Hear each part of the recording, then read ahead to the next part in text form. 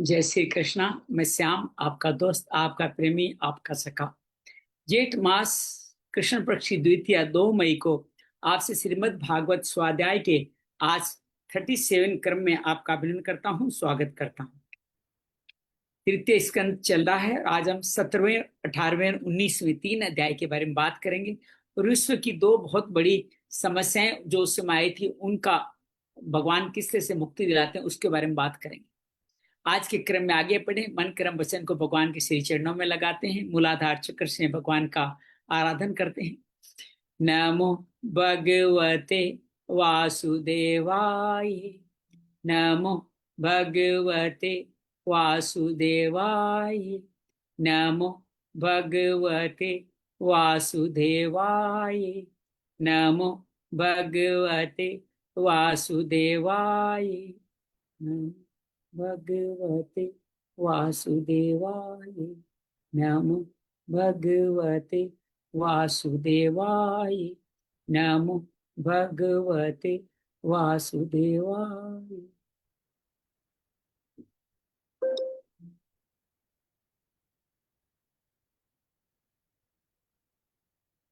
वसुदेव सुतं देवं कंस चाणूरमर्दनं देवकी परमानंदम कृष्ण वंदे जगद्गुरुं। श्री कृष्ण वंदे जगद्गुरुं। गजाननं भूतगणादिसेवितं कपितजम्बूफलचारुभक्षणं उमासुतं शोकविनाशकारकं नमामि विघ्नेश्वराय पादपङ्कजं, नमामि विघ्नेश्वराय पादपङ्कजम्। ओ सर्वमंगल मांगल्ये शिवे सर्वार्थ साधिके शरण्ये त्र्यंबके गौरी नारायणी नमोस्तुते, नारायणी नमोस्तुते। ओम त्र्यंबकं यजामहे सुगंधिं पुष्टिवर्धनम् उर्वारुकमेव बन्धनान् मृत्युर्मोक्षे मामृतात्। अतुलित बलधामम् अयं शैलावदेहम् धनुजवन कृशानुं ज्ञानिनाम् अग्रगण्यम् सकल गुण निदानं वानराणां देशं रघुपति प्रिय भक्तं वात जातं नमामि, रघुपति प्रिय भक्तं वात जातं नमामि। गुरुर्ब्रह्मा गुरुर्विष्णु गुरुर्देवो महेश्वरा, गुरु साक्षात् परम ब्रह्म तस्मै श्री गुरुवे नमः। ओम श्रीमद् भागवत महापुराणाय नमः। श्री व्यास रूपाय कृष्ण द्वैपायनाय नमः। श्री व्यास रूपाय सुखदेवाय नमः। योगेशं सच्चिदानंदं वासुदेव रज प्रेमधरं संस्थापकं वीरं कृष्ण वंदे जगद्गुरुं, कृष्ण वंदे जगद्गुरुं। कृष्णाय वासुदेवाय हरिये परमात्मने प्रणत क्लेश नाशाय गोविंदाय नमो नमः, प्रणत क्लेश नाशाय गोविंदाय नमो नमः। शांति शांति शांति शांति। आइए हम लोग आज की कथा में आगे बढ़े, उससे पहले पूर्व कथा का एक अंश स्मरण के लिए ले लेते हैं। परीक्षित जी सुखदेव जी से, सोनकादि सूत जी से और विदुर मैत्री से ये श्रीमद् भागवत की अद्भुत कथा को अब सुनने का प्रयास कर रहे हैं और इस कथा में क्या क्या घट रहा है उसको हम लोग देखते जा रहे हैं। भगवान की सृष्टि की रचना हुई, मनुष्य रूपा को पृथ्वी नहीं मिली, वराह अवतार हुआ और अवतार लेते लेते उन्होंने हिरण्याक्ष मिला, उसका भी वध करके पृथ्वी को स्तंभित करके बैठा दिया। अब हिरण्याक्ष की कहानी पूछते हैं विदुर मित्र से, तो भगवान कहते हैं कि हिरण्याक्ष दीति के गर्भ से उत्पन्न हुआ, क्योंकि दीति ने कश्यप से काम वासना के वशीभूत हो गलत समय में पुत्र की कामना की। पति ने उनकी इच्छा पूरी करी, स्वयं तो उसका उन्होंने प्रायश्चित कर लिया, लेकिन पत्नी के पूछ में बताया कि तुम्हारे गर्भ से 2 अधर्मकारी अमंगलकारी पुत्र उत्पन्न हुए। लेकिन 2 अच्छी बातें बताते हैं कि उद्धार भगवान के द्वारा होगा। दूसरा, इनके दोनों में से एक के 4 बेटे होंगे, उससे एक बेटा भगवान का अनन्य भक्त होगा। दिति को बड़ी सांत्वना मिलती है और इस तरह से दिति का गर्भ स्थापित होता है। लेकिन दिति को इतना परेशानी होती है, इतना कुछ लगता है मन के अंदर कि मेरा ये गर्भ देवता लोग नष्ट न कर दें, इस चक्कर में अपनी गर्भ के प्रति इतना स्नेह करती है। तो हिरण्याक्ष का जो गर्भ को 100 साल तो अपने उदर में रखती है। उधर हिरण्याक्ष का वध के क्यों जन्मा, उसके पीछे कहानी, बेग की कहानी आती है कि सनक सनकादि एक बार विष्णु लोग जाते हैं, वहां पे उनका जय विजय, उनका मार्ग रोक लेते हैं, उनका अपमान करते हैं। वो उनको श्राप देते हैं कि मनुष्य लोक में धर्म, काम, लोभ और क्रोध, काम, लोभ और क्रोध की नगरी में तुम जाके रहो। हालांकि सुम मुनि जो थे वो भी उस वक्त क्रोध बस आ चुके थे और भगवान को देखने की लोभ और कामना भी उनके अंदर थी। भगवान आते हैं, हाँ उससे पहले जय विजय प्रार्थना करते हैं कि आपका दंड हमें स्वीकार्य है, लेकिन आप हमारे को भगवान में हमारी रुचि बनी रहे ऐसा भाव बनाए और लौट के वापस इसी धाम को आए। उससे पहले विष्णु लोक का बहुत सुंदर शानदार वर्णन किया जाता है। विष्णु लोक में सब भगवान के सारूप्य होते हैं, चतुर्भुजधारी, उन्हीं के वेश, उन्हीं जैसे आभूषण पहने। भगवान को सूचना मिलती है कुछ गेट पे कुछ हो गया है, भगवान लक्ष्मी जी के साथ आते हैं, चौड़ ढलाते हुए पार्षद साथ चल रहे हैं, बहुत सुंदर भगवान की मनोरम छवि है। और आते ही भगवान उनको नमस्कार करते हैं, मुनियों को कहते हैं कि हे ब्राह्मण, आप मेरे हृदय में विराजते हैं, आपका जो अपमान हुआ उसके लिए मैं क्षमा प्रार्थी हूँ। आपने जो दंड दिया है उचित ही दंड दिया है, ये दंड अवश्य इनको मिलना चाहिए। और मैं आप स्वामी का सेवक के द्वारा किया गया गलत कार्य स्वामी का कार्य माना जाता है, इसलिए मेरी क्षमा प्रार्थना। उनके इस मृदु भाव से संत बहुत ही भावविहुल हो जाते हैं और कहते हैं कि हमने जो कुछ भी किया उसके लिए हमें दंड देना, तो दंड दे दीजिए, इस दंड को बदलना है बदल दीजिए। नहीं नहीं, दंड नहीं बदलना, क्योंकि दंड तो इनको मिलने वाला है, गलत कार्य किया। बस आप ये भाव रखें कि इनको जल्दी मुक्ति मिल जाए। तो 3 जन्मों तक वो सीमित कर देते हैं। भागवत में स्पष्ट नहीं आता, लेकिन 3 जन्म की बात कहीं ना कहीं तो आई है, किसी किसी ग्रंथ में आई है। इस तरह के सनकादि वहां चले जाते हैं। सनकादि को भी ब्रह्म लोक, बैंकुट लोक में प्रवेश नहीं मिलता।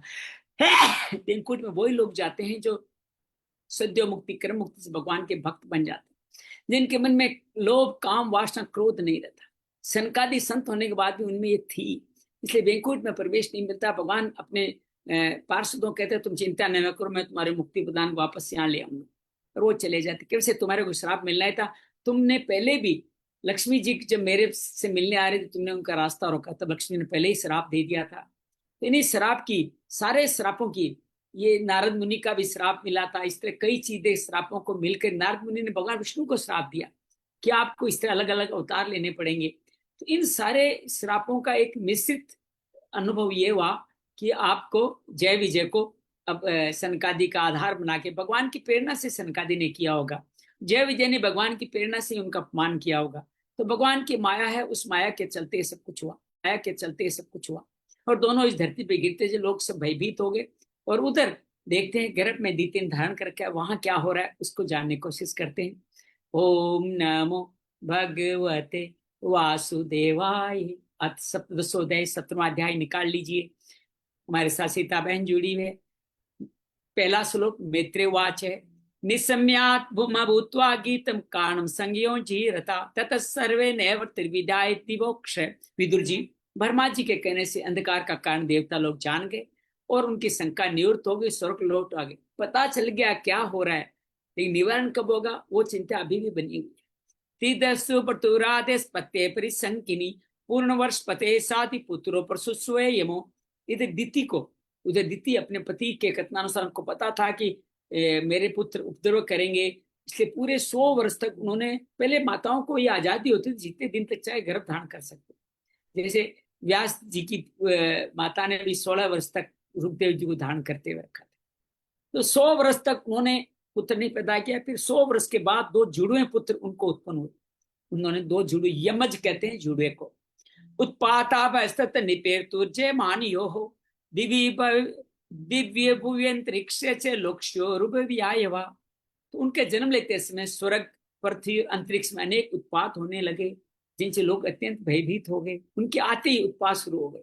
अभी हमारे यहाँ भी एक हिरण्याक्ष पूरी पृथ्वी पे आया हुआ है, वो है ट्रंप महाराज। जहां जहां जाते हैं वहां उत्पात करने लग रहे हैं, बहुत उत्पात कर रहे हैं। उनके लोग, अमेरिका के लोग जो अपने आप को बड़ा सभ्य मानते हैं, वो कैसे शांत बैठे हैं भगवान जाने। सा चला भुवेश्वर से सर्वा परज्वलो शोल का शान है पे तो केसर से चारती हेतु है। जहां जहां पृथ्वी पर्वत कांपने लग गए, सब दिशाओं में आग लगने लगी, जगह जगह उल्कापात हो रहे हैं, बिजलियां गिर रही है। अनिष्ट केतु, धूम केतु जिसको पुच्छल तारे कहते हैं, वो दिखाई देने लग गए। वो आये सुदुष्प से फुत्कारिणीयन मोह उन्मूल यन यन गपतिवान वात यानी को रजो ध्वज है। बार बार साय साय करती, बड़े बड़े वर्षों खाड़ती हुई बड़ी विकट वायु चलने लगी, आंधी, उसकी सेना, आंधियों की सेना और उनकी उड़ती हुई धूल ध्वजा के समान जान पड़ती। कोई दुरात्मा आता है तो ये पृथ्वी को भुगतना पड़ता है। उद्धव सत्य दंभोत घटिया नष्ट भागणे वे मुनोने प्रविष्टम सा न समय व्यादस्ते पदम। बिजली जोर जोर से चमक कर मानो खिलखिला रही है। घटाओं ने ऐसा रूप धारण कर लिया, सूर्य चंद्रमा सभी लुप्त हो गए। आकाश में गहरा अंधकार, कुछ भी दिखाई नहीं दे रहा। चुक्रोश विमनावादी रुद्र में क्षुभितोदर है, सोदपान सरित चुक्षुभु शुष्क पंकजा। समुद्र दुखी मनुष्य के भांति कोलाहल कर रहा है। ऊंची ऊंची तरंगे उठ रही है, जीवों में हलचल मच रही है, नदियां में जलाशय बड़ी खलबल मच गई और उनके कमल सूख रहे हैं। मुंह पर दो एबुन सरावो शशि सूर्य निर्घाता रत निर्धा वीर बेप्रज गी अरे। सूर्य चंद्रमा बार बार ग्रसे जाने, अर्थात बिना मतलब के ग्रहण होने लग गया। चारों ओर अमंगल सूचक मंडल बन गया उनके चारों तरफ। बिना बात आप देखिए, सूर्य के बाद तो एक मंडल सा बन जाता है। बाद बिना बादलों गरजने का शब्द होने लगा, गुफाओं में से रथ की गड़गड़ाहट का शब्द निकलने लग गया। ये सब कुछ हो रहा है उनके पैदा होने के भाव से ही। अंतग्रामेश मुक्तो मंत्यो वैर मूल मूल बनम सृगालो कंटार प्राण दुर्शिवम सता। गांव में गीदड़ उल्लू ये हैं, जो ये वो जीव जंतु है, सियार आदि, जो आपके समझो कि तमस या कनिष्ठ माने जाते हैं। और बड़ा अमंगल शब्द पैदा करने लगे, आग भी उगलने लगे। संगीत वद्रोदन बंधुने सिरो द्राव्य मुच विधोवाचो ग्राम सिंह। जहां जहां कुत्तों को ग्राम सिंह शब्द दिया गया, कुत्ता नहीं कहा, ग्राम सिंह। गांव में रह के अपने आप को सिंह की तरह समझता है। गर्दन ऊपर उठा के कभी गाने, कभी रोने, कभी भांति भांति के शब्द करने लगे। कुत्ते अब हावी हो रहे हैं क्योंकि उनके मालिक जो आ रहे हैं। खराश कर से खुरे धरण तो धरातलम खारा का बसा मता मरिए धावन वरुत से। विदुर जी, झुंड के झुंड गधे, गधे भी उसी श्रेणी के हैं, अपने कठोर खुरों से पृथ्वी खोदते हुए, रेंकने का शब्द करते हुए मत वाले होकर इधर उधर दौड़ने लगे। ये तो थे बुरी तमस टाइप के जानवरों के हाल। रुदंतोरास्त नेड़ा दुत पतन खगा गोश रक्ष सकुन्मुत्रम कुरुत। पक्षी गधों के इस सब से रेंकने से चिल्लाते घोंसलों में उड़ने लगे। अपने खिड़की से बंधे हुए वन में चरते हुए गाय बैल आदि पशु डर के मारे मल मूत्र त्याग करने लगे। गावोनांतरसन सर्गधोवास तो यदा पूर्य वर्षिण वे रुदन वे लिंगानी दुर्माप्यतुन विना लीलम। गायें ऐसी डर गई कि दूने पर उनके थनों से दूध की जगह खून निकलने लगे, ऐसी डर गई। बादल पीव की वर्षा कर रहे हैं, देव मूर्तियों की आंखों में आंसू। हमने कई बार देखा ना कि देवता पानी पी रहे हैं, ऐसे उस समय देव की मूर्तियां भी भगवान का एक विग्रह होती है, मूर्तिमान विग्रह, वो भी सजीव होती है, प्राण प्रतिष्ठा की जाती है। वो आंसू बहने लगे और बिना आंधी के वृक्ष उखड़ उखड़ के गिरने लगे। ग्रान पुण्यतमान्य भंगणाश्चापि दीपिता अतः चुरु वक्रगत्या युद्धश्च परश्रम। शनि राहु आदि क्रूर ग्रह प्रबल होकर चंद्र बृहस्पति आदि सौम्य ग्रह। देखो, शनि राहु है क्रूर ग्रह गर्म, और चंद्र बृहस्पति सौम्य ग्रह। बहुत से नक्षत्रों को लांग करके, इनको लांग करके वक्र गति से टेढ़े चलने लगे, आपस में युद्ध करने लगे। शनि मंगल का युद्ध हो गया। दर्शान्यास मोह उत्पातम न तत्व विधय प्रजा ब्रह्मपुत्रान ते बीता मेनरी विश्व संपलम। ऐसा और भी अनेक भयंकर उत्पात होने लगे। सनकादि के सिवा सब जीव भयभीत, सनकादि को कोई भय नहीं है, और वो समझ भी रहे थे हमारे कारण ये हो रहा, तो वो क्यों भय करेंगे। उन उत्पातों का मर्म बाकी लोग जानते नहीं थे, सबने यही समझा प्रलय हो गया। सनकादि जानता था मेरे श्राप का ये मतलब हुआ, इसलिए किसी के लिए बुरा नहीं सोचे। किसी को बुरा करने से अन्य को भी बुरा भुगतना पड़ता है। तातावधि देतो सहसा वे जन्मात्म पौरुषो वरुदाते संसारेण कायना द्रिपति वे दोनों आदि दैत्य जन्म के अनंतर शीघ्र ही। दैत्यों की एक खास बात होती है कि वो हमारे मनुष्यों की तरह धीरे धीरे बड़े नहीं होते, शीघ्र ही वो कोलासलन कठोर शरीर से बढ़ के जन्म लेते ही महान पर्वत के समान हो गए, और उनका पूरा पराक्रम भी प्रकट हो गया। पहले जो शक्ति थी जय विजय की, वो भी उनमें आ गई। दिव्य स्पर्शो हेमा किरीट कोटि भी निरुद्ध काष्टो स्पुत्र अंगाद भुजो गाम कम तो चरण है पदे पदे कटिया सुकंचा करम तित्य तस्थुतु। वो इतने ऊंचे थे कि उनके सोने के भरे मुकुटों का अग्रभाग स्वर्ग को स्पर्श करता था, इतनी उनकी हाइट थी। विशाल शरीर से सारे दिशाएं उनकी घिर जाती थी। भुजाओं में सोने के बाजू बंद थे, और जब एक एक कदम रखते थे तो उनसे भूकंप होने लगता था। जब खड़े होते थे तो उनकी करदनी में जो चमकीली पहनी हुई थी सूर्य को भी मात करती थी, इतनी रोशनी, इतनी विशाल रोशनी। ये साइज बताया जा रहा है कितने बड़े थे वो। प्रजापति नाम तयोर कार्षित है, ये प्राकस्वेधाय देवर में जायते तम ते हिरण कश्यपुम विदहु प्रजा यम ते हिरण्याक्षम सुतम साग्रत है।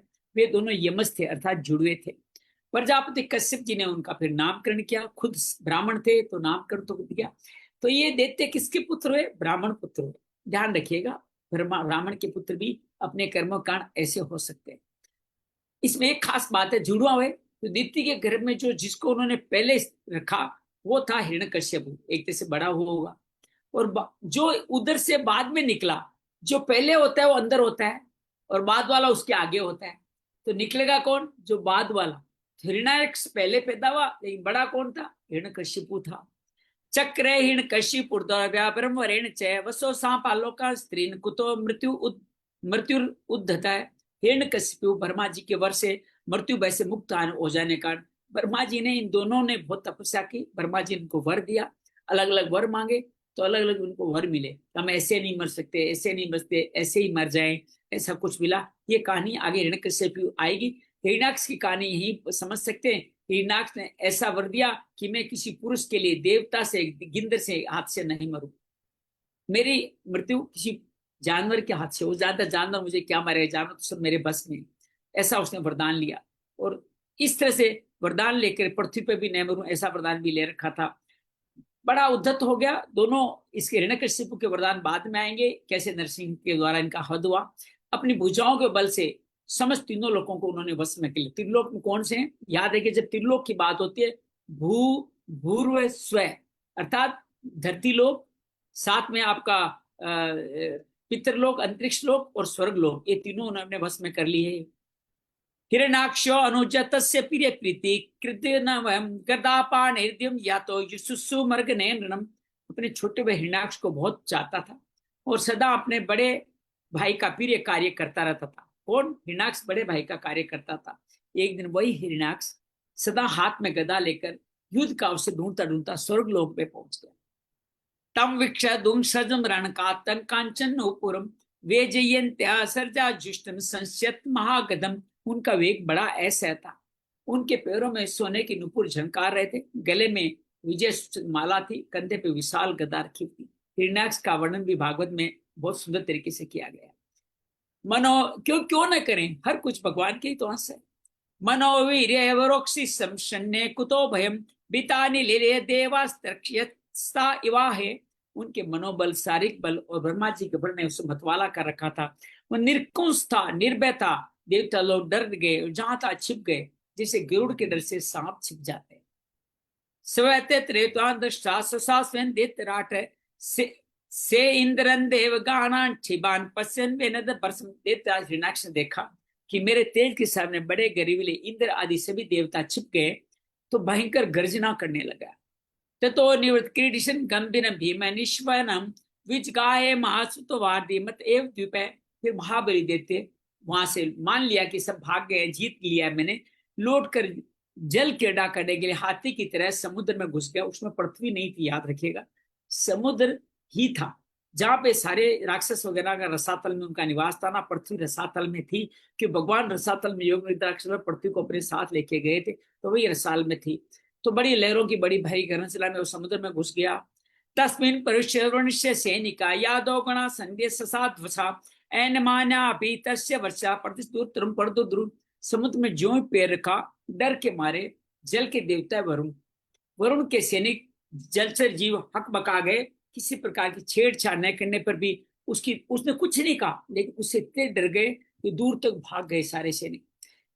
वर्ष पुनः गदो महाबल क्षणो महर्षि उच्च सैनितान मुह मोर्या बिजने गद्या विभावरी माँ से देव आस्था पूरी पच्चीस से। हिरण्याक्ष अनेक वर्षों तक समुद्र में घूमता, किसी प्रतिपक्ष को नहीं पाया, तो वायु वेग से अपनी गदा को आजमाता रहा, हवा में गदाएं फैलाता रहा। घूमते गए वरुण की राजधानी विभावरीपुरी जगह है जो वरुण देवता की राजधानी, वहां पहुंचा। तत्रोपले व्यासुर लोकपाल कम्यादो गणानमर्सम पचेत सम सेम पल प्रणिपात्य नीच व उच्चगात में द्रवे देहे धीराज संयुगम।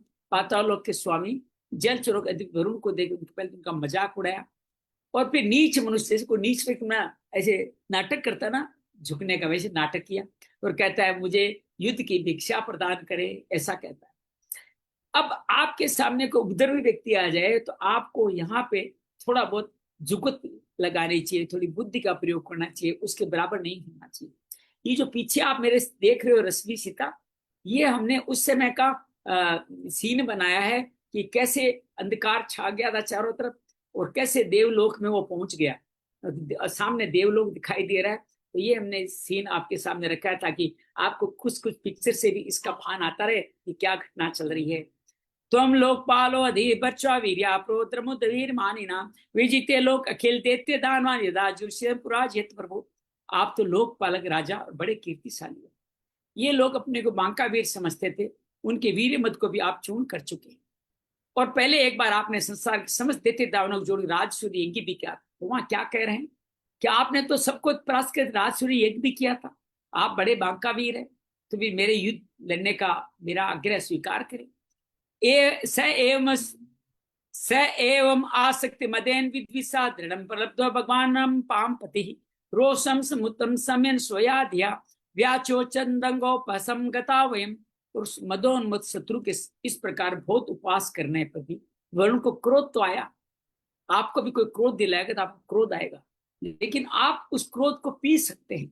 तो उस क्रोध को बुद्धि बल, क्या कैसे पियोगे? बुद्धि बल से। हमें संकेत मिलता है कोई आदमी हमें अनावश्यक उत्तेजित करता है तो हम उस समय पोज ले, थोड़ा ठिठक जाए, थोड़ा ठहर जाए, इंस्टेंट जैसा का तैसा नहीं करें, थोड़ा रुक जाए, बुद्धि लगाएं कि क्या बिना लड़े भी कोई परिणाम निकल सकता है क्या, ऐसा सोचे। तो उन्होंने बुद्धि लगाई और कहा भाई हमें तो अब युद्ध आदि का कोई चाव नहीं रह गया, हमारी तो बुजुर्ग हो गए, अब हम तुम्हारे लायक हम रहे नहीं। पश्चामी नाम पुरुषात पुरातन आदर्श यह संयोग ज्ञातवारण मार्ग को विदम आराधे सुरस बेहिम मनस्विनो गणते भाव दशा। भगवान जो पुराण पुरुष है ना, उनके सिवा मुझे तो कोई ऐसा दिखता नहीं। एक तरह से उनकी तारीफ करके खुश किया।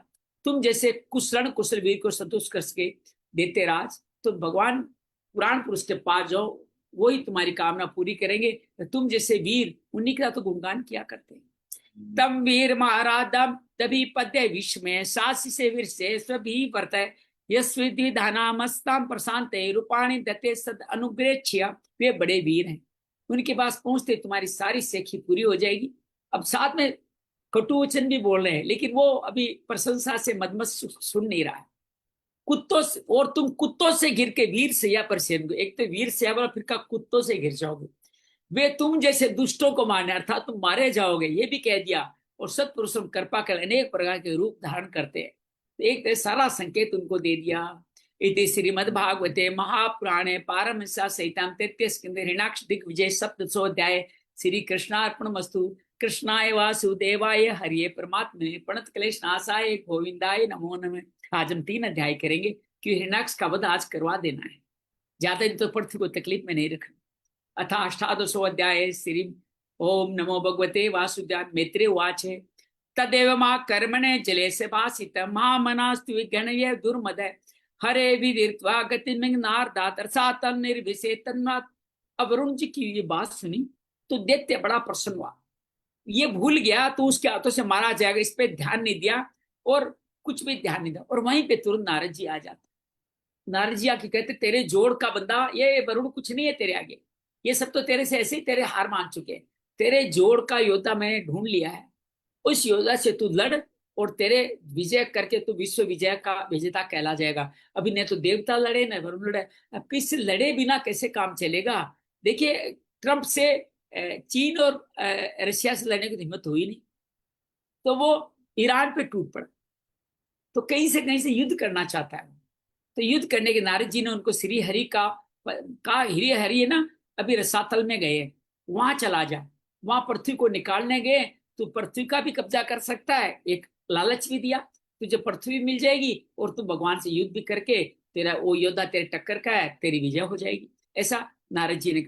नारद जी से पूरे भागवत में इस तरह भगवान की कथाओं को आगे बढ़ाने में एक बड़े अच्छे साथी का काम करेंगे।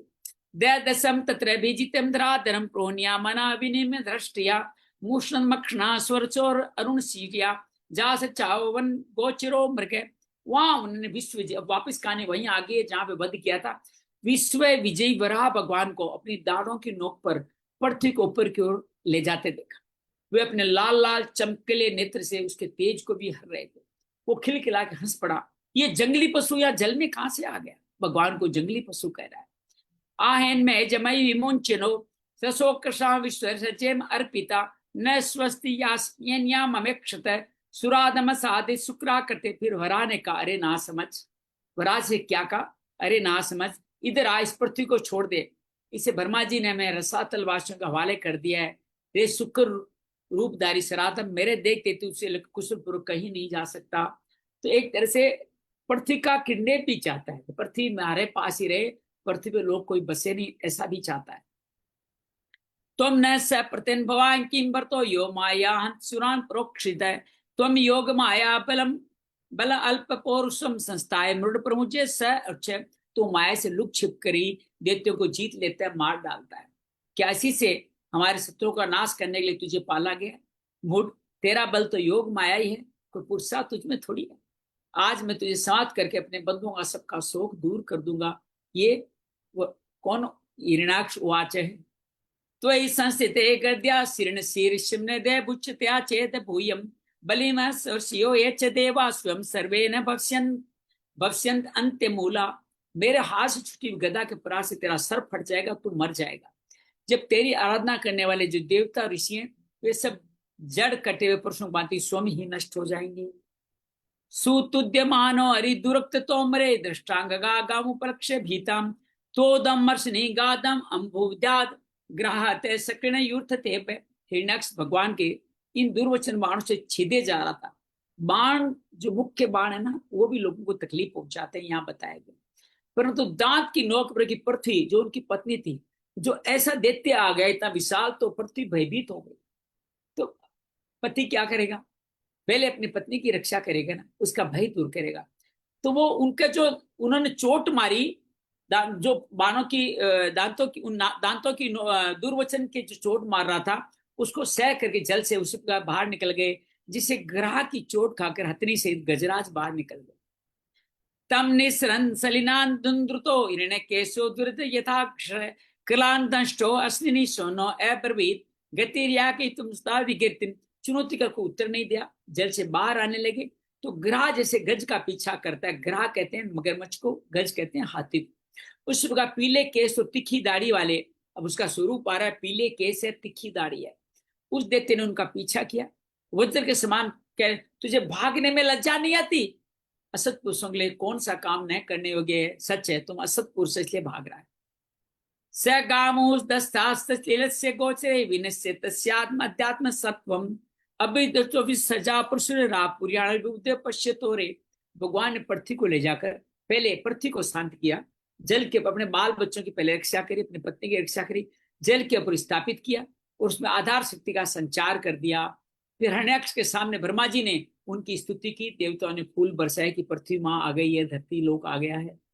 प्राणुसक्तम तन्योपकल्कम महागतम कांचन्ते चित्र धनसम मरमाने भीक्षण प्रतुदंतम दुरुक्ते प्रचंड मन्युग्रस प्रभासे।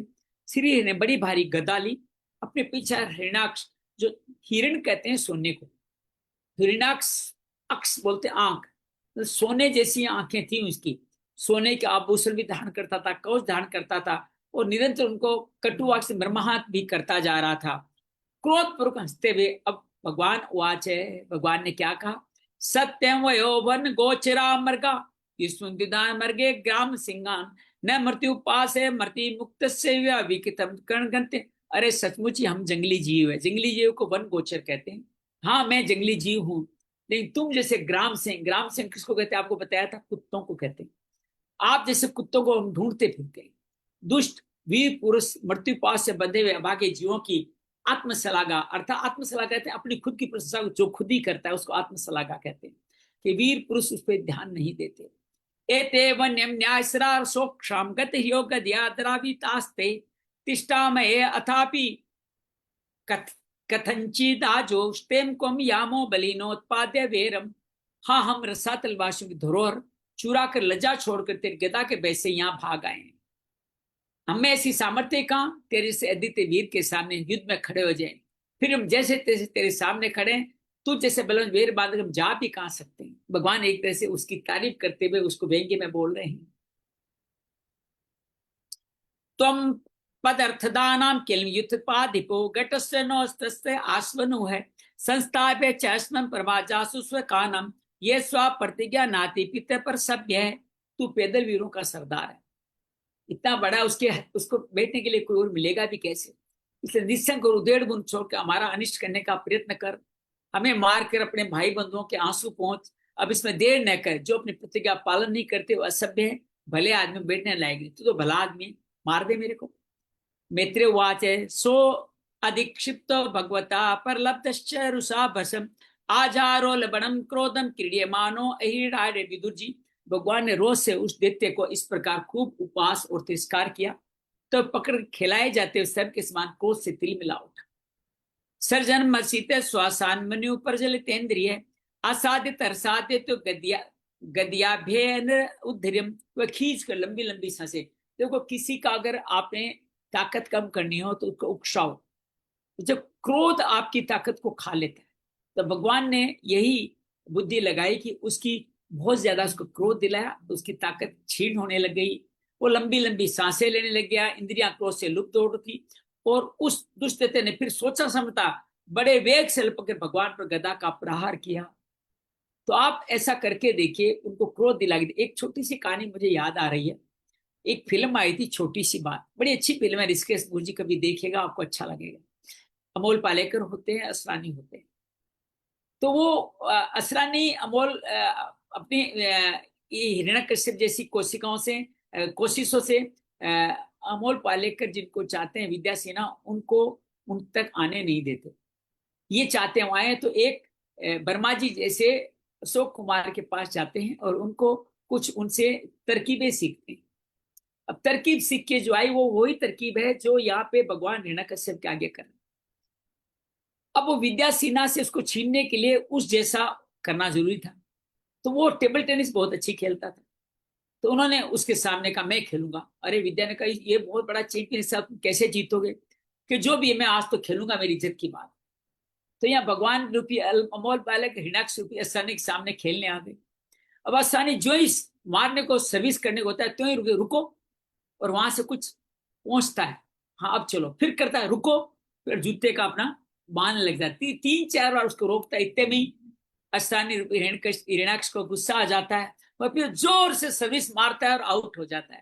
तात्पर्य है कि आप बुद्धि के द्वारा अपने से बड़े बलशाली व्यक्ति, गुणशाली व्यक्ति को भी परास्त कर सकते, क्रोध उनकी बुद्धि छीन लेता है। ये बात यहाँ पे मैंने कहने का दुस्साहस क्या, उसे क्षमा याचना।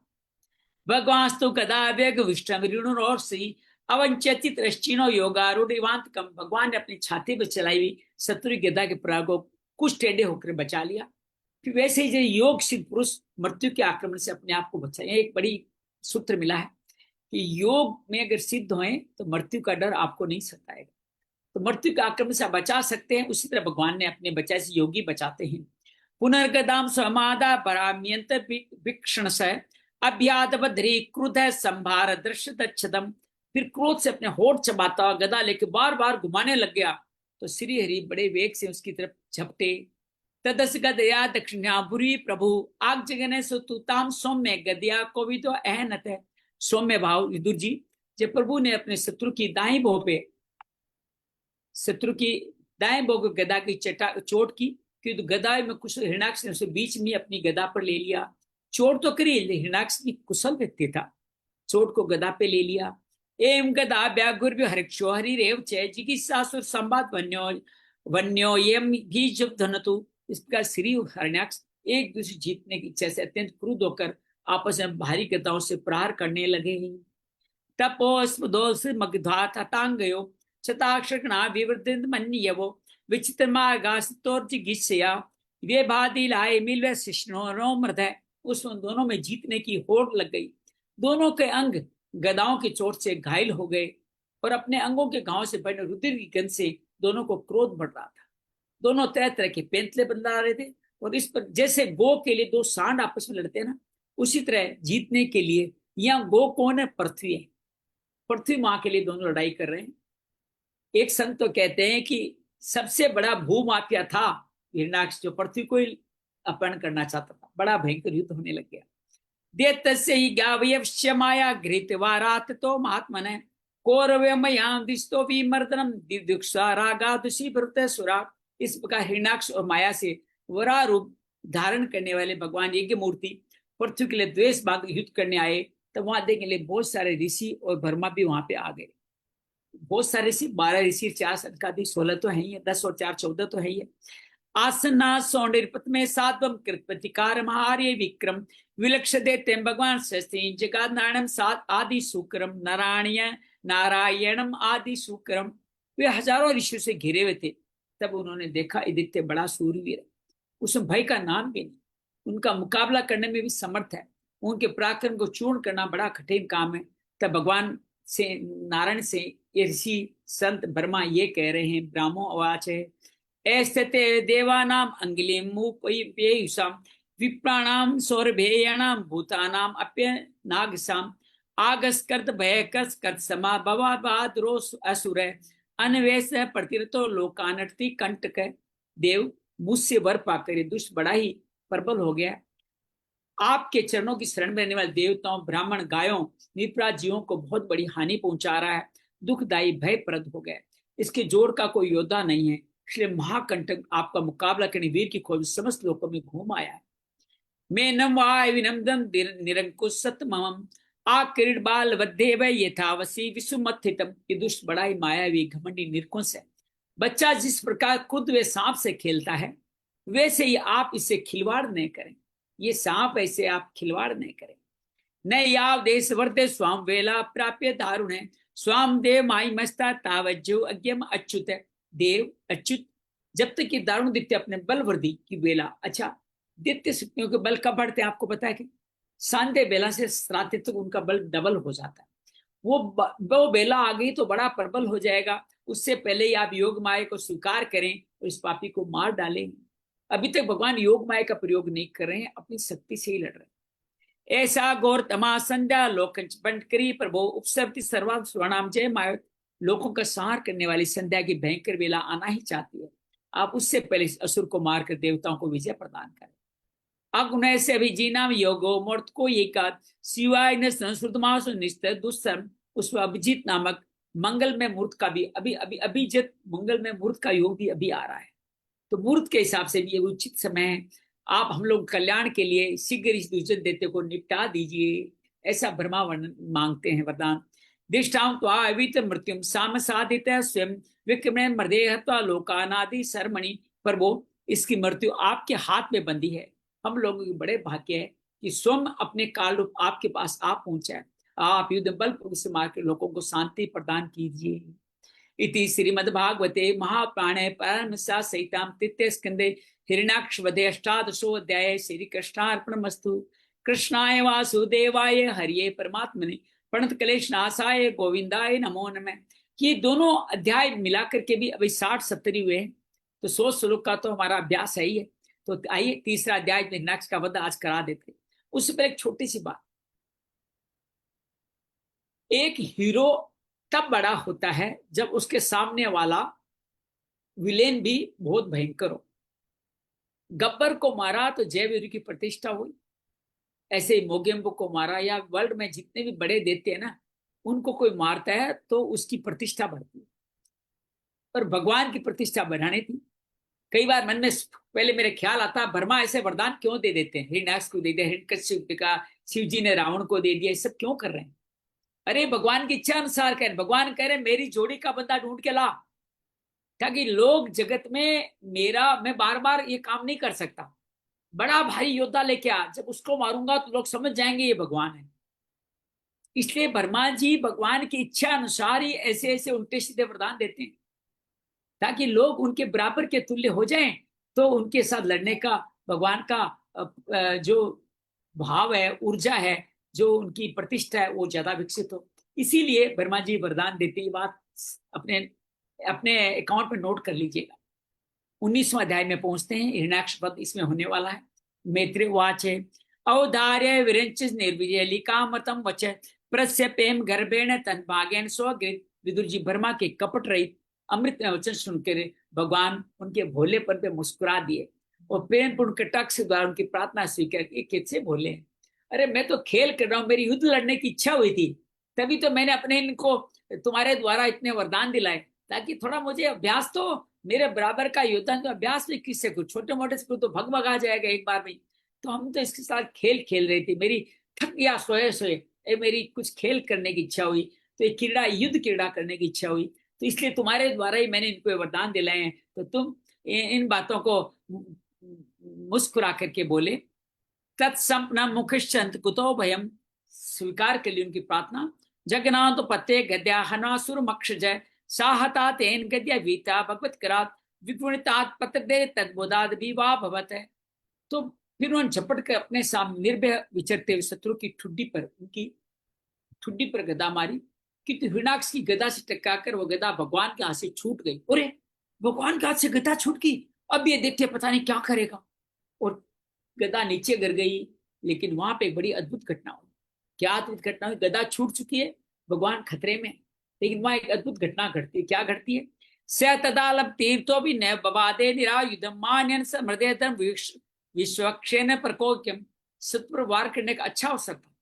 तो हिरण्यक्ष, अरे था तो भगवान का ही बंदा, तो उसने वैसे भी अपने नियमों का पालन करने वाला योद्धा था, तो निरस्त्र पर क्या वार नहीं करूंगा और उन पर आक्रमण नहीं किया। और ऐसा उसने क्यों किया? दया नहीं की, भगवान का क्रोध बढ़ जाएगा, देख मैं इतना बड़ा हूं, तेरे सामने तेरे निरस्त्र पर आक्रमण नहीं करता। इस तरह करके उनका क्रोध बढ़ाने के लिए ही ये हिरण्याक्ष ने भगवान के साथ निरस्त्र पे आक्रमण नहीं किया। ये अद्भुत घटना घटी। गदायाम विदायाम हाकार विनी करते मान्यामा तत् सुनावम चास्म दीभु। गदा गिर जाने पर लोग हाहाकार करने लगे। प्रभु ने उसकी धर्म बुद्धि, ये निरस्त्र आक्रमण करने की बुद्धि थी ना, उसकी भगवान ने प्रशंसा करी और सुदर्शन चक्र, अपनी माया का सुदर्शन चक्र का स्मरण किया। तू व्यज्ञ चक्रम दिति पुत्रादम ने स्वपार्थ मुख्य विशिजान मान में चित्रावाच दीप्ता खे चरणाम तत्रमा स्वस्ति ते मुझेति। चक्र तुरंत उपस्थित हो गया, भगवान के हाथों में घूमने लगा, किंतु अपने मुख प्रमुख पार्षद जय अर्थात दैत्य धाम हिरण्याक्ष विशेष रूप से कीड़ा करने लगे। उस प्रभाव को नहीं, देवताओं के विचित्र वचन सुनाए, पर वो आपकी जय हो, इसको इससे और मत खेलिए, इसको शीघ्र मार लीजिए। इतने भयभीत थे सारे लोग कि और इसको मार दीजिए। समतम निशाम्यर्थांगमग्र तो व्यवस्थिम पद्मलासलोचनम विलोके चामरस परिलुप्तेन्द्रियो रुषा स्वसन। जब हिरण्याक्ष ने देखा कमल दल के लोग श्री हरि उस समय चक्कर लेके खड़े हुए हैं, तो सारी इंद्रियां क्रोध से तिल मिला उठी। वो लंबी सांसें लेता अपने दांतों से होठ चबाने लगा। कराल दर्श चक्षुभ्या चक्षाणो दैन्यव अभिलिप्त्य स्वगद्या इति सोते अत्यामनम। तो भगवान कहते तीखी दाढ़ों वाला देते अपने इस प्रकार उनको घूरने लगा, मानो भगवान को भस्म कर देगा। उसने उछल कर ले, अब तो नहीं बच सकता, इस पर ललकारते हुए श्री हरि पर गदा का वार कर दिया। पदा सवेन्ताम साधो भगवान यज्ञ सुकर लीलिया मिस्तय सूत्रो प्रार्धतातर सनम अहम चाह युद्धमाद स घटस्वतम जिगी शशि इत्यक्ष तदा भूयस्ताड़िने वेनत प्रसन्न। साधु सभा विदुर मूर्ति मैत्री जी कह रहे हैं, ज्ञान मूर्ति यज्ञ मूर्ति भगवान वरा ने शत्रु को देखते लीला से ही अपने बाएं पैर से एक पैर को ऊपर उठाया और उसकी गदा पृथ्वी पर गिरा दी और उससे कार्य देते तू मुझे जीतना चाहता है, इसलिए अपना शस्त्र उठा ले। अर्थात भगवान ने भी वही धर्म नीति अपनाई जो उसने कहा कि अपना शस्त्र उठा ले और एक बार फिर वार कर मेरे पे। भगवान के ऐसा करने से फिर गदा चली, बड़ी भीषण गर्जना करने लगा। ताम से आपपति विक्ष भगवान संवस्थित है जगराय लिया प्राप्त गुरुनमात्म पनगिम। गदा को अपनी ओर आते देखकर भगवान ने जहां खड़े थे वहां से उसको अनायास उसको इस प्रकार पकड़ लिया जैसे गरुड़ सांपों को पकड़ लेते, उसकी गर्दन को पकड़ लिया। हिरण्याक्ष की विशालता, भगवान का विशालता कितनी थी? पृथ्वी की जितनी चौड़ी विशालता थी। तो हिरण्याक्ष कितना ही बड़ा हो जाए, आकाश तक उसकी गर्दन जाती हो, लेकिन विश्वास कीजिएगा वो भगवान के वरावतार से बड़ा नहीं था। स्वपौर स्वप्रति हतमानो महासुर ने छिद्य कदाम दिए माना हानि विक्त। अपने उद्यम को इस तरह व्यर्थ जाता देखकर उस महादित्य का गमन ठंडा पड़ गया, उसका तेज भी नष्ट हो गया। जो तेज था कि निरस्त्र पे बाहर नहीं करूंगा वो भी नष्ट हो गया। अब क्या भगवान देने उसने गदा को लेना नहीं चाहा, अब गदा को भी लेना नहीं चाहा उसने। जगरात ऋषिकम जलन लोलुपरम ये ज्ञात रूप प्रिया बीचरण यथा। पर जिस प्रकार कोई ब्राह्मण के ऊपर मरणादि निष्फल प्रयोग करें, ब्राह्मण पे कुछ भी आप मरणादि अभिचार पूर्ण करें, मूठ आदि चलाएं, वैसे नीक पुरुष पे प्रहार करने के लिए एक परस लब लपाता हुआ त्रिशूल ले लिया। अब गदा नहीं उठाई, दूसरा हथियार त्रिशूल ले लिया।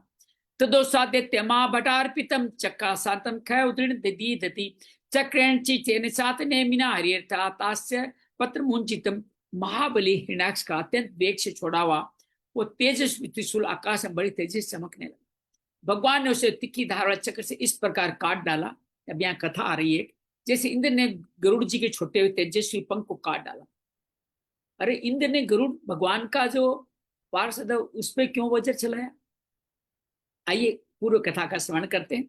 एक बार गरुड़ जी की माँ थी विनता और एक थी कद्रु उनकी बहन।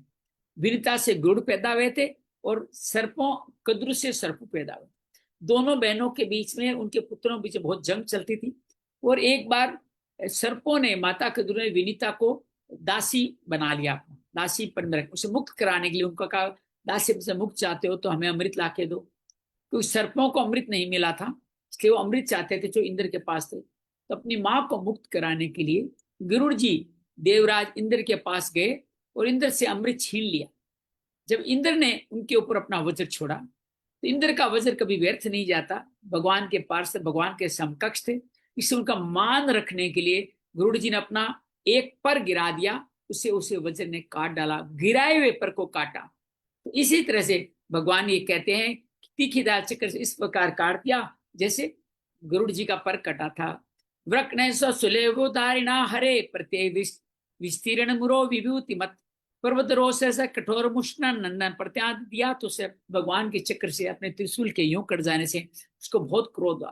तो फिर 5 जगह अपने विशाल वक्ष पर भगवान का विशाल, जिस कौन सा वक्ष जहां पे श्री लक्ष्मी रेखा के ऊपर विद्यमान है, श्री वत्स भृगु का चरण चिन्ह विद्यमान है, उस पर गुस्सा मारा और बड़े जोर से घर के अंतर ध्यान हो गया, गुस्सा मार के भाग गया।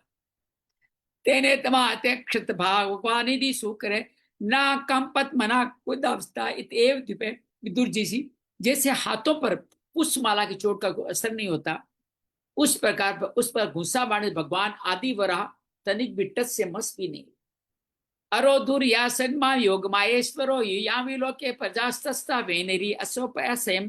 और महामायावी दैत्य मायावती ने अनेक प्रकार की भगवान पे माया का प्रयोग किया। प्रजा बहुत डर गई, अब संसार का प्रलय होने वाला ऐसा समझ लिया। परवरिवाश्व चंडास्म 500 में दिगभ्यो ने गर्वाण क्षेपणे प्रेता इवे प्रचंड आंधी चलने लगी, अंधकार छा गया, पत्थरों की वर्षा होने लगी, जैसे मानो कोई गुलेल से, गुलेल का संस्कृत में नाम पता है क्या? क्षेपण यंत्र। क्षेपण कहते हैं फेंकने को, क्षेपण यंत्र गुलेल का नाम है। फेंके जा रहे थे। दोनश भगना भोग्रे साविदुस्तिन युन्य भी वर्ष तभी पूरे केस स्वर्गीना मुत्रास्थानी चास बिजली की चरचरार कड़क के साथ आकाश में सूर्य चंद्रमा सभी ग्रह छिप गए। निरंतर गंदी चीजों की बारिश होने लगी, पीर केस रुधिर विश्रा मूत्र हड्डियों की बारिश हो रही है। गर ये परदेश नान युद्धो मुचो ऐन गए दिग्वास सो यातु धान्य शूलिन्यो मुक्त मूर्तजा। ऐसे ऐसे पहाड़ दिखाई देने लगे जो तरह तरह के अस्त्र शस्त्र बरसा रहे थे। हाथ में त्रिशूले, बाल खोले नंगी राक्षसियां दिखने लग गई। बौरबीर्य क्षोभी पश्यंतरो रथ कुंजरे आतत्या ऋतु सृष्टा इंसा वाचो एवती वेशसा। बहुत से पैदल घुड़सवार रथी हाथियों से अतः एक सासों को मारो मारो काटो काटो ऐसा कोलाहल भी सुनाई देने लग गया। बहुत कुछ मायापति के साथ हिरण्याक्ष अपनी माया खेल रहा है। प्रादुष करताना माया नाम सुना विनाश है सुदर्शनास्त भगवान पाए दैत्यम त्रिपात। इस प्रकार प्रगट असुरी माया जाल का नाश करने के लिए यज्ञ मूर्ति भगवान ने वरा से अपना पीरे सुदर्शन चक्र उन पे छोड़ दिया। तदादित्य समम सस्ता दिव्य पतु संबत्या सच का प्रभु से उसमें अपने पति का कथन याद आया कि भगवान तुम्हारे पुत्र को मारेंगे, लेकिन माँ तो माँ है। कहते हैं कि माँ का हृदय कांप उठा दीति का और उसके स्तनों से रक्त बहने लगे।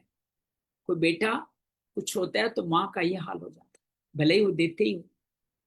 भले ही भगवान के हाथ से मुक्ति मिले, भगवान चाहती है, माँ चाहती है मेरे बेटा मेरे साथ विनष्ट, लेकिन वो ऐसा बेटा बना क्यों? उसके पहले ही माँ का ही गर्भ था जिससे ऐसा बना। गलत समय पे उसने बच्चा पैदा करने का भाव लाया, अर्थात मर्यादा को नहीं माना। जब मर्यादा को कोई मां नहीं मानते हैं तो उससे फिर अधर्म पैदा होता है। आज एक संत जी ने अधर्म का पूरा परिवार बताया था। चतुर्थ अध्याय में 8वें स्कंद में, चतुर्थ स्कंद के 8वें अध्याय में आएगा, आप सुनिएगा अधर्म का परिवार कितना बड़ा है। भगवान ने अधर्म की रचना की थी, भगवान की पीठ ही अधर्म, याद रखेगा। उस अधर्म की भी सृष्टि आने वाली है 8वें इस चौथे स्कंद के 8वें अध्याय में, सुनिएगा बहुत आनंद आएगा। विनिष्ठासु स्वयमासु भूष्यवार्य केसुम ऋषोपुगुमानोम सदस्य अवस्थित भाई, अपना माया जाल नष्ट हो गया।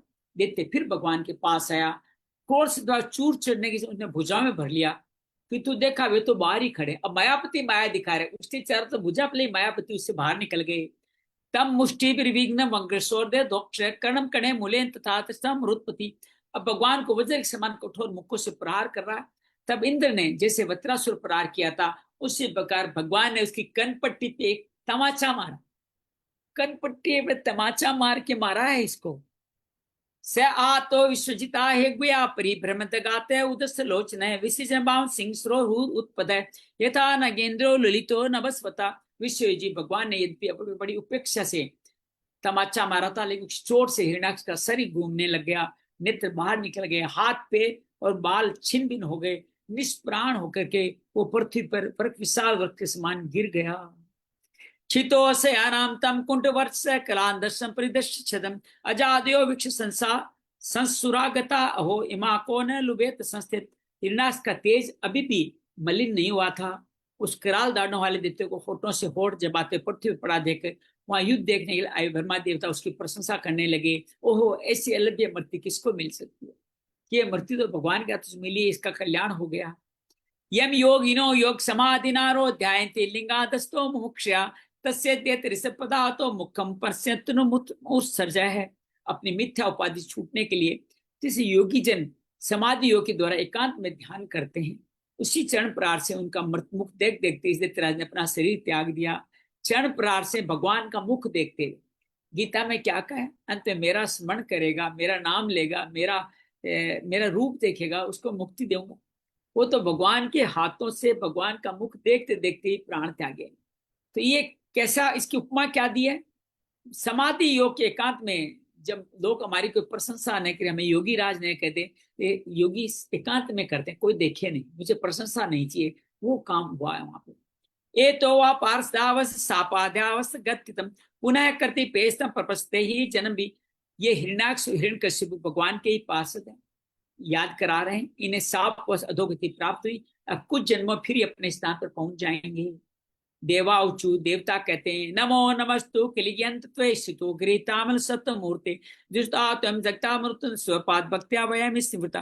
प्रभु आपको बार बार नमस्कार है, आप संपूर्ण युगों का विस्तार करने वाले हैं, संसार की स्थिति के लिए शुद्ध सत्व मंगल वगैरह को आप प्रकट करते अवतार लेते हैं। बड़े आनंद की बात है, संसार कष्ट देना दुष्ट दैत्य आज मारा गया, आपके चरणों की भक्ति प्रवास हमें भी सुख शांति मिल गई, ऐसा देते।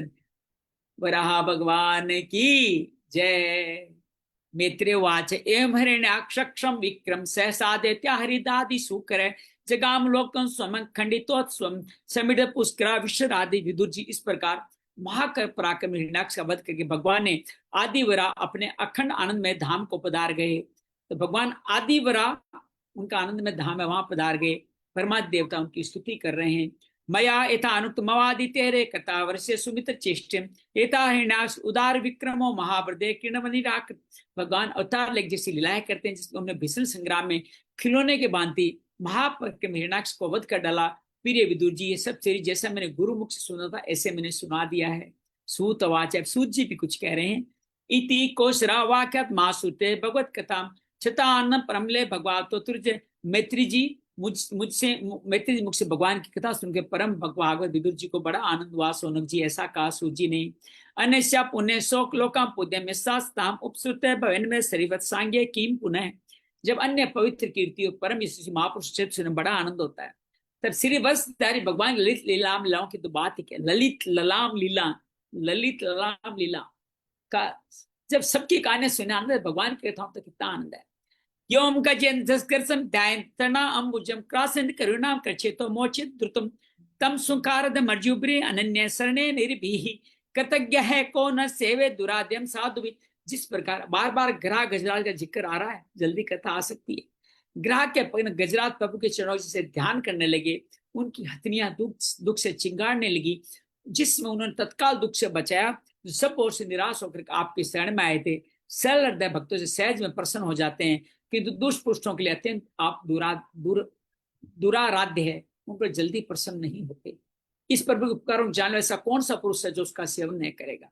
यो वही नाक्षवत महाअद्भुतम विकृत कारण सुक्रात्मने शृणोति गायत अनुमोदते अंसाच्य परम धावपति द्विजा। सोनक आदि ऋषियों पृथ्वी का उद्धार करने के वह रूप धारण करने वाले श्री हरि की श्रीनाक्षपद नामक अद्भुत लीला को जो पुरुष सुनता गाता अनुमोदन करता है, वो भरम हत्या जैसे घोर पाप से भी सहजता से छूट जाता है। ये हर कथा का एक प्रसाद दिया गया है। तो इस कथा के क्या प्रसाद है? सुनता गाता अनुमोदन करता। आप कहें सुने या मन में स्वीकार के हाँ भगवान ने बहुत अच्छा काम किया, इतना अनुमोदन मात्र कर दें तो भ्रम हत्या से भी मुक्त हो सकते हैं। एतन महापुण्यमलम पवन धन्यम यस्य पद्मायुषीशाम प्राणेन्द्रियाम सुधि शौर्यवर्धन नारायणतो गतिरंग क्षणवताम। ये चरित्र अत्यंत पुण्यदायी है, परम पवित्र है, धन और यश की प्राप्ति कराने वाला, आयुवर्धक है, कामना की पूर्ति करने वाला, युद्ध में प्राण इंद्रियों की शक्तियां बढ़ाने वाला है। जो लोग से सुनते हैं उन्हें अंत में श्री भगवान का आश्रय प्राप्त हो जाता है।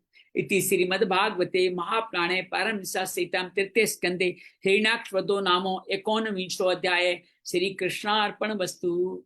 कृष्णाय वासुदेवाय हरिये परमात्मने प्रणत क्लेश नाशाय गोविंदाय नमो नमः। प्रणत क्लेश नाशाय गोविंदाय नमो नमः। आराम से पैर हिला डुला के स्थिर होके बैठ जाएं, यथासंभव स्थिर रहें। श्री भगवान जय विजय को कहते हैं, जल्दी ही तुम्हारा उद्धार करने में आऊंगा। और उधर जय विजय धरती पे गिर रहे हैं, पूरी पृथ्वी पे बड़ा आतंक छा गया। पृथ्वी में अपशुगुन होने लगे हैं, आंधियां चल रही है, ग्रहण आने लगे हैं, भूकंप आने लग गया है। दीति के गर्भ से पहले हिरण्यकश्यपु उत्पन्न होता है, फिर गर्भ में जाता है, लेकिन उत्पन्न पहले हिरण्याक्ष होता है। ये दोनों नाम कश्यप मुनि उनका नामकरण संस्कार कर रखते हैं। तुरंत ही हमारी बुरी आदतें जल्दी बड़ी हो जाती है। वैसे ही दोनों दीते बहुत जल्दी पर्वत के समान बड़े हो गए, पूरी पृथ्वी को कंपाने लगे। हर पृथ्वी जो मिलता उसको मार देते, और भगवान की तप करके उन्होंने बहुत सारे वरदान भी प्राप्त कर लिए। बड़े ही ऐसे योद्धा बन गए जिनका कोई सामना नहीं कर सकता। अपने बड़े भाई हिरण्यकश्यप की सेवा करने के हिरण्याक्ष त्रिलोकी की विजय करने पे निकला, स्वर्ग लोक पहुंचा सबसे पहले, क्योंकि उसका सर तो स्वर्ग लोक तक ऊंचा था ही। स्वर्ग लोक पहुंचा, सबको ललकारता है, लेकिन उसके डर से, उसके बल से कांप करके कोई देवता उसके पास नहीं आते हैं। तो मान लेता है स्वर्ग लोक मेरे शासन हो गया। फिर वो समुद्र में कुछ क्रीड़ा करने के लिए कूद पड़ता है। समुद्र वरुण देवता के पास जाता है, वरुण देवता के सारे सैनिक भाग जाते हैं। वरुण देवता से युद्ध की भिक्षा मांगता है। वरुण देवता बुद्धि लगाते हैं कि मैं बूढ़ा हो गया, अब मैं युद्ध नहीं कर सकता, आप कोई आपके लायक योद्धा तो पुराण पुरुष से हैं, उनसे युद्ध करो, उससे तुम्हारा कल्याण हो। हिरण्याक्ष हंसता हुआ अपने इस आत्मशलाघा से मोहित करता वहां से आगे बढ़ता है। तो वहां नारद जी मिल जाते हैं। नारद जी उसको कहते हैं कि तेरे लायक यही रसातल में ही मौजूद है, वो देख, वो पृथ्वी को लेके जा रहा है, तुम उसको मारो, पृथ्वी छीन लो, तुम्हारी तो है। ऐसे उसको उकसाते हैं। तो वो जाकर के भगवान को क्रूर वचन बोलता है, चोर, पृथ्वी चुरा के भाग रहा है, ये हमारी पृथ्वी, ब्रह्मा ने हमें दी है, तुम्हें ऐसे भागते शरण्यति, मैं तुम्हें युद्ध के लिए लगा रहा हूँ।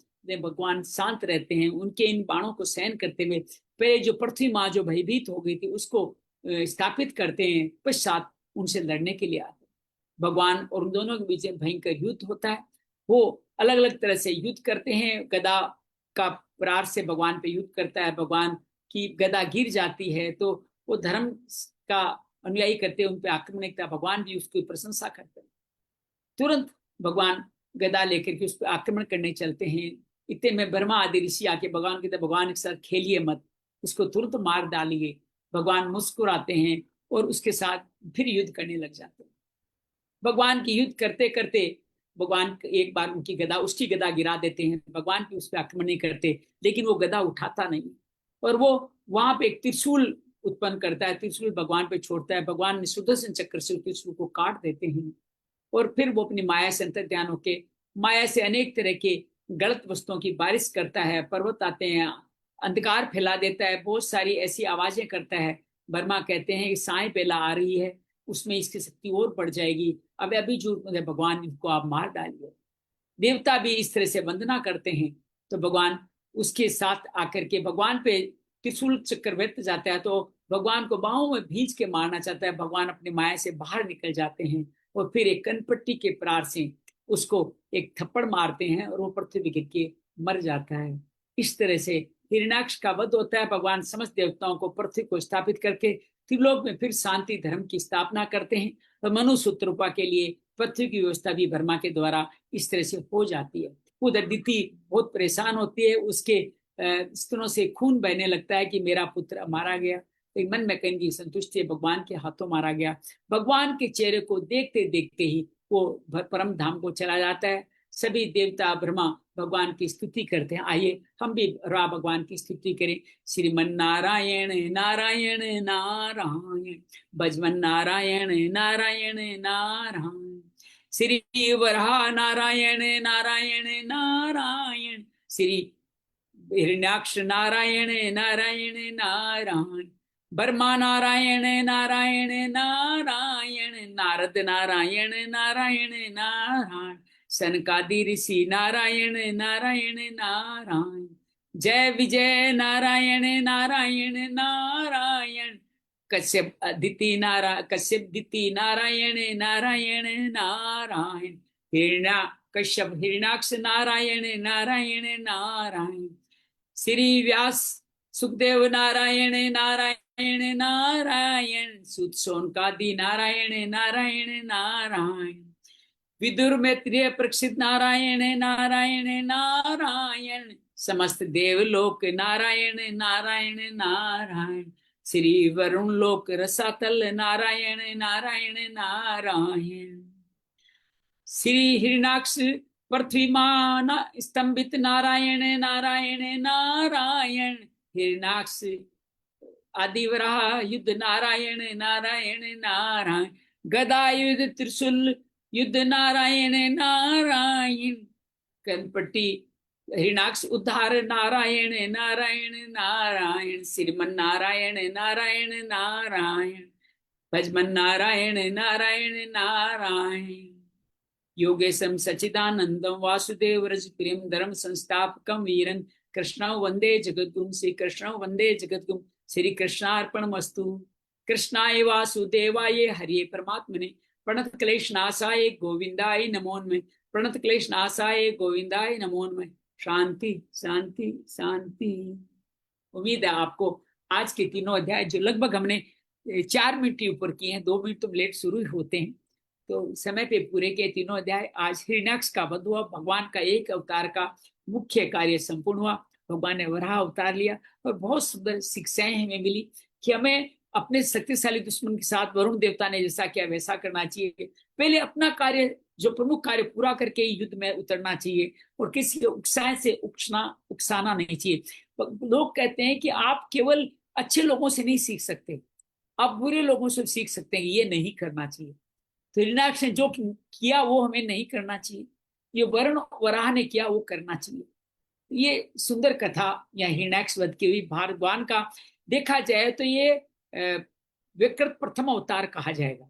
वैसे तो सनक सनकादि नारद 2 अवतार हो चुके, तीसरा अवतार है वराह अवतार, लेकिन मुख्य रूप से जो प्रकृति का कार्य, भगवान का कार्य करने है, वो वराह अवतार ही प्रथम अवतार माना जाता है। सिद्ध अवतार में वराह अवतार को प्रथम अवतार गिना जाता है।